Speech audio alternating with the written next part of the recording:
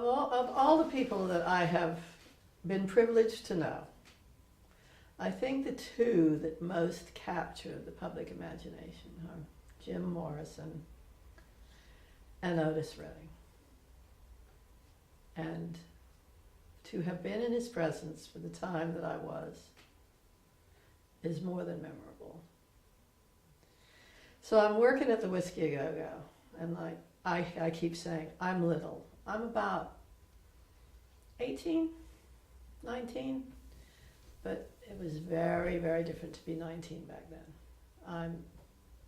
I don't know anything. I'm as innocent as it's possible to be, and I'm cleaning houses for people, and I'm upstairs in the Whiskey Go-Go, and I have a little adding machine, and I add up the checks at the end of the day. So I'm there adding up the checks, and the guys in the office, Elmer and Phil Tanzini, and they're like screaming all the time, scream, crying. I've seen them cry from screaming, nightmare. So one day Mario, who's may or may not still be with us, who's managing the place, decides to bring me downstairs and put me on a stool, and I can take tickets when people come in the door. So I'm like, okay, and this just happened to coincide with my very, very, very first smoking of the marijuana. So someone will give me a joint, and I smoke this joint, and I'm new to it, baby. I am new to it. And I'm sitting on this stool, and there's a really long queue of people coming in, and I'm supposed to take the tickets and tear them in half. And so as I go to take the ticket, I look at my hand, and my hand is going like this, in the slowest motion imaginable. And I'm like, what the fuck?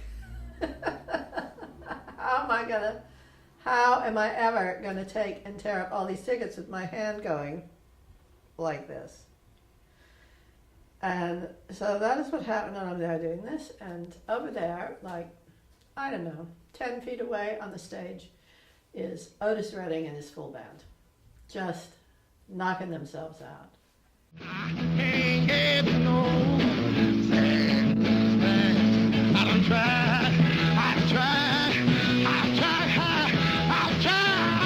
I can't get no, oh no, and I can't get no, oh no. Now when I'm around, I rent my thumbs, I rent that man thumbs on the red. And wow. Okay?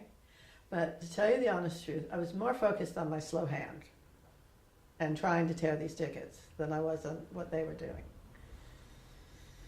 So when he has a break, because I think they did 2 shows at that point in time, he comes over to me and asks me to have coffee with him. And I'm just like, oh my God. He is this tall, black, fully formed man.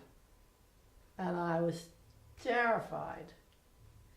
You know, you have to remember, I grew up in Inglewood, California, now famously known as the Hood. And every day around breakfast time, my dad would happily say, not a black face in town. So I never even encountered or went to school with a black person until I was about 16. And when I did, I felt I'd really found myself. And so Otis Redding wanting to have coffee with me was really, really, really frightening. And I'm like, no, I can't, I'm not going to have coffee with you. And he's like, why not? And I go, I just can't. Still focusing on my slow hand. I'm like, am I hallucinating this whole thing?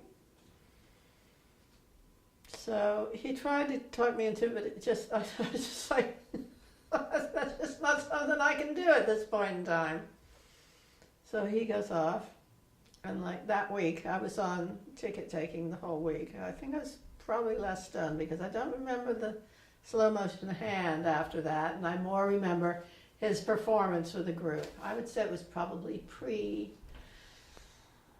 San Francisco. It was probably pre that gig. And he came back.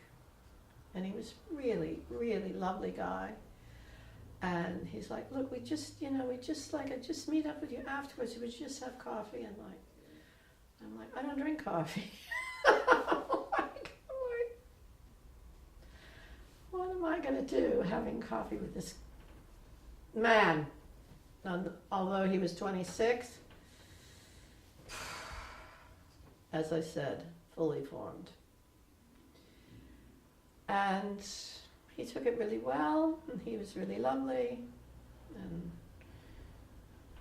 we got to communicate after that, but I was like, no. And when I look back, I always felt that if my answer had been different, somehow, I might not have been here talking to you and telling you these stories at this point in time. Because looking into Otis and his past, and seeing what a tremendously lovely person he was, and how he's really into animals and the land, and those are things that we just completely shared. And I think partly that's what he saw in me, whatever it was.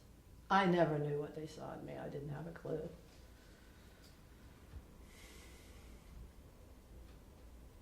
So you turned him down? Twice. Just like Jimmy.